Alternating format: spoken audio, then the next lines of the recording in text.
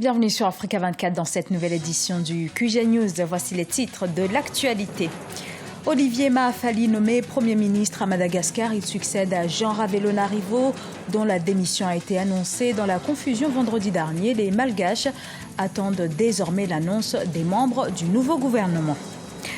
Conserver la structure actuelle du Darfour ou fusionner en une seule et même région, la population du Darfour au Soudan est appelée depuis ce lundi dans le cadre d'un référendum à se prononcer sur la structure administrative de cette région scindée en 5 depuis 22 ans.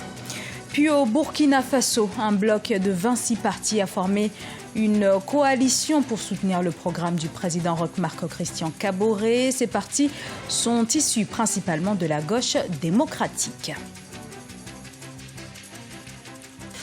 À Madagascar, un nouveau chef du gouvernement a été désigné ce dimanche. Il s'agit d'Olivier Maafali, administrateur civil de formation et spécialiste des élections. Olivier Maafali a beaucoup contribué aux victoires du parti présidentiel aux élections municipales et sénatoriales de 2015. Gladys Mwamba.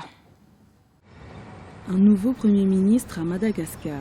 La présidence malgache a annoncé dimanche 10 avril 2016 la nomination d'Olivier Maafali au poste de Premier ministre. L'ancien ministre de l'Intérieur succède à Jean Ravélonarivo, annoncé démissionnaire vendredi 8 avril 2016. La nomination de Maafali Olivier comme Premier ministre est tout à fait légitime puisque c'est un acte gouvernemental qui est la suite d'un changement au sein de l'exécutif en sachant que tout à fait il y a eu une polémique lors de la démission du précédent Premier ministre, le général de brigade Jean Ravélonarivo, le 8 avril dernier, qui s'est dit auparavant ne pas avoir signé sa lettre de démission. Mais finalement, il a donné une lettre mentionnant bien pour intérêt supérieur de la nation la confirmation de sa démission et de son gouvernement à partir de 8 avril. Olivier Maafali est le troisième chef du gouvernement depuis l'arrivée au pouvoir du président Rajao Narimanpianine en janvier 2014. L'ancien ministre de l'Intérieur figurait sur la liste des 13 noms proposés au chef de l'État pour occuper le poste de Premier ministre. Que M. Maafali a été choisi tenant compte de sa performance ou ses affinités auprès du président de la République, puisque étant technicien, même s'il n'est pas donc affiché au parti présidentiel, il est clair qu'il est tout à fait d'accord avec le programme du président de la République. Le nouveau Premier ministre doit désormais constituer sa nouvelle équipe gouvernementale. Les Tchadiens ont voté ce dimanche pour élire leur président parmi 13 candidats, dont le chef de l'État sortant Idriss Déby Itno, qui brigue un 5e mandat. L'heure est maintenant au dépouillement et malgré un scrutin qui s'est déroulé dans le calme, le vote intervient dans un climat social tendu. L'opposition dénonce des fraudes. Les résultats de ce premier tour devraient être connus d'ici 15 jours. Le dépouillement suit son cours également aux Comores, où les électeurs ont voté ce dimanche pour le second tour de l'élection présidentielle. Et si à Moroni, la capitale, le vote s'est déroulé sans heurts, cela n'a pas été le cas dans les deux autres îles de l'archipel. Des incidents ont été en effet signalés à Anjouan et à Moélie, en lice pour ce scrutin. Le vice-président sortant, Mohamed Ali Swalihi, le gouverneur de la Grande Comore, Mouni Baraka, et l'ancien chef d'État, Azali Assoumani.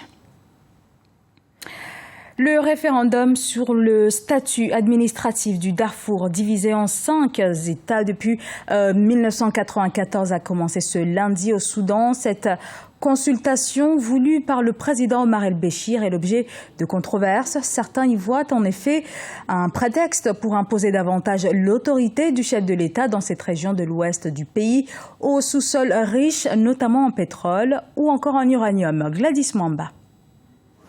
Début du référendum sur le futur statut du Darfour. Le référendum sur le statut de la région du Darfour s'est ouvert lundi 11 avril 2016. Les électeurs sont invités à se rendre aux urnes pour se prononcer sur le maintien du système actuel du Darfour, cette région soudanaise divisée en 5 États, ou sur la fusion de ces 5 États en une seule et même région. On l'appelle un référendum administratif, tout simplement. C'est pour déterminer le statut administratif de Darfour. Le gouvernement l'organise parce que il fait partie des accords de paix qui ont été signés avec les différents groupes rebelles, en tout cas ceux qui ont accepté de signer avec Khartoum. Les principaux groupes rebelles ont annoncé leur boycott de la consultation. 1400 bureaux de vote ont été installés dans 65 localités, mais le scrutin risque d'être affecté par la recrudescence de violence qu'a connue le pays depuis le mois de janvier 2016. La question qu'on devrait se poser, c'est que dernièrement, la force gouvernementale ont fait une grande offensive contre les positions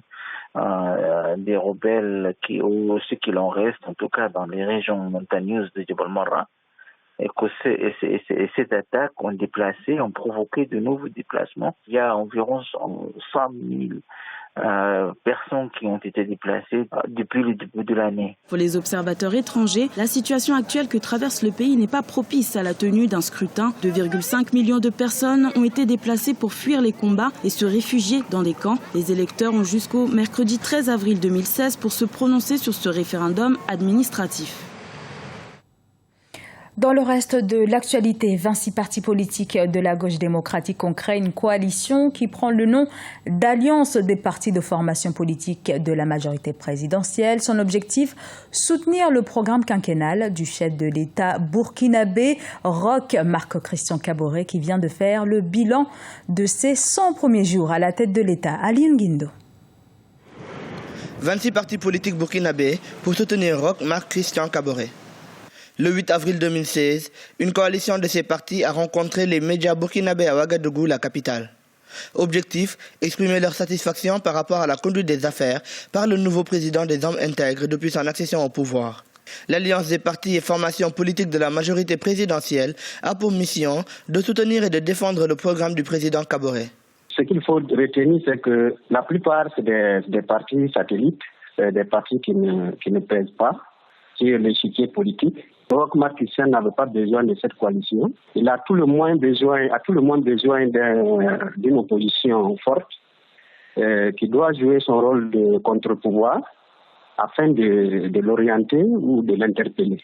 Ces partis de la gauche démocratique ont ainsi rendu public leur démarche. Il s'agit de satisfaire les intérêts des Burkinabés à travers un programme politique, économique, social et culturel de gauche. Selon eux, le succès du chef de l'État mènerait au bien-être du peuple burkinabé. Il appartient à Roch de travailler, de mouiller le maillot pour rassurer les Burkinabés et non pas ses opposants qui forment une coalition pour le soutenir. Je ne vois pas ceux qui sont au pouvoir. Roch, il doit avoir suffisamment d'énergie pour le Burkinabé qu'il est l'homme de la situation. Il appartient au gouvernement de Roch, de Paul Kabat-Thieba et de Roch qui est le président, de travailler à vraiment rehausser l'économie du Burkina et puis de montrer par la suite qu'ils sont les hommes de la situation. Roch Marc Christian Kaboré est arrivé à la tête du pays des hommes intègres le 29 décembre 2015. En 100 jours, il a appliqué certaines de ses promesses de campagne, notamment la gratuité des soins pour les mères et les enfants de moins de 5 ans dans les services de santé publique du pays. Ce journal a été réalisé par l'ensemble de la rédaction. Merci pour votre fidélité. Dans un instant, une nouvelle édition de l'actualité sur Africa 24.